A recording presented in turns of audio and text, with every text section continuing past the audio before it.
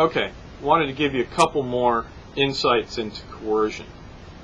Coercion, which is when you're trying to use pain, the threat of doing something undesirable to the target. When you're looking at making a threat like that, you're in a game theoretic sense. When we look at the strategy underlying the situation, you're involved in kind of a game of chicken. And in a game of chicken, it's very much like chicken. I'm talking about like with cars. It's the idea of the game is that you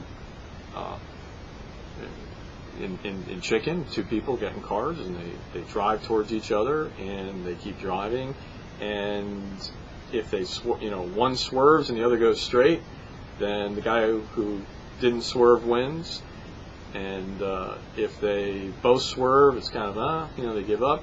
And if they crash, boom, right? And the threat is what happens if you crash, right? If we both go straight, we'll crash in each other. The problem with chicken as a game, it's not a problem, but one of the characteristics of it as a game, is it doesn't have a clear-cut winner. There's two equilibria in this game, two Nash Equilibria, that is outcomes in which each player's strategy, either swerve or go straight, is the best response to the others. And essentially the idea is if the other guy's gonna go straight, then I should swerve, because if he's going to go straight no matter what, my choice is crash or lose. And generally, as long as crashing is worse than losing, which goes back to that Clausewitz idea, is are we putting him in a worse position than the sacrifice we're asking him to make? As long as that's the case, then yeah, if I think you're going to go straight, I'm going to swerve. But unfortunately for the other guy, the same thing is true, right? If this guy's going to go straight, I want to swerve. I want to get out of the way. And so it's an indeterminate game. It doesn't have one outcome, right? It could go either way. And so it ends up being very psychological. How do I convince them? This is where you hear people talking about who blinks first. And, it's really very uncertain. And that's a big problem. Now, you can, if you iterate the game, if it's played out in stages, you can get situations in which there is a determinate outcome where one person wins. And the significance of this unique outcome is it's somebody winning, right? You have to have a situation in which there is a unique outcome for you to talk about coercion working, right? And me being successful, right? That implies that there is I can employ a strategy that the other guy's best response is going to be to give up, and that there isn't another outcome possible there. What is an iterated chicken game? They talk about them. There are games actually in economics called war of attrition, where you talk about people engaging in conflict and all. But the best example of a game that has a determined outcome is a war of attrition with kind of escalating costs of playing. And an example that you're probably familiar with would be Russian roulette. Right? Russian roulette, if you play it with a pistol with six, revolver with 6 chambers, the idea of Russian roulette is, and do not try this at home, but you put one bullet in your revolver, one bullet in the revolver, and you spin the chamber, and each party to this really kind of stupid game takes a turn, click, hopefully, and with each trigger pull, they go through, and there's a bullet in there somewhere, and so each time you pull the trigger without the gun going off, you have a greater and greater chance of getting shot, and therefore the game escalates all the way through. We have this constant escalation of risk, and the key question you have now, the thing that's interesting about Russian roulette that gives it a determinate outcome is if you get to the end, if you get to the 6th trigger pull, there's a bullet in there, and anybody in their right mind, and we could just define the game this way, that we could just assume, hey, no one's going to pull that trigger, and because even if they did, they'd lose, right? Because they bang, and the other guy would win. So there's no reason not to give up. The thing about it is, and the way you solve in game theory, the way you solve one of these games is through the very technical concept of backward induction, which means you start at the back and you go forward, and you say, well, if on the 6th trigger pull, the guy's going to give up, then, he's not going to do it. There's a bolt in there, I'm not shooting. So you go back and say, all right, since we know that's going to happen, what happens on the 5th trigger pull? And you get, you say, all right, if the other guy is going to, let's say player B is the one who gets the 6th trigger pull. Well, player A has the 5th pull. Player A is looking at the pistol, going, well, 2 chambers, 1 bullet. I know if I pull the trigger and nothing happens, I'm going to win. So my choice is between a 50-50 chance of getting shot and winning with certainty. And you have to ask, will the guy do it? And in this case, it's fairly straightforward. You say, well, what's a 50-50 chance of getting killed worth versus the certainty of winning? And here's where resolve comes in. If you care a lot about the prize, right? If this is something really, really important, someone's holding your wife and kids, it's a deer hunter, you're trying to get out of the jail, your nation is under threat of, you can probably come up with scenarios where the issue involved is huge and might be worth this 50-50 chance. You can also come up with scenarios where somebody is maybe indifferent. They're not really worried about the outcome because, if you're terminal, I mean, not to get into these gross examples, but if you're terminal or you're Christopher Walken, the deer hunter, and you're just a little off edge and you don't value your life anymore, you might say, I'm willing to do it. Never get in a game of Russian roulette with someone like this, by the way. And so the answer to this, though, is based on that individual. How much do they care about the issue versus this level of conflict? And this level of conflict at this stage of the game is 50-50 chance of the threat being invoked, of dying. So that guy either is willing to take the 50-50 chance or gives up with certainty, right? Whatever the answer is to that, then you back up and you go to the stage before, right? And now we're back to player B, who is looking at the pistol going, I got a 1/3 chance of dying here. If I know the guy is gonna not do the 50-50, if I have complete information and I'm able to calculate what my opponent's going to do, I might be in a situation of, I got a 1/3 chance of getting shot, or a 1/3 chance of, or a certainty, rather, if the other guy's going to give up, of winning. And so again, it comes back to the same logic.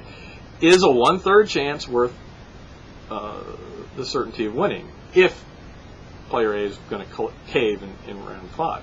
If player A is not going to cave in round 5, then it's like, I have a 1/3 chance of getting shot, or a 50-50 chance of winning, because if he pulls the trigger, he might, fall off.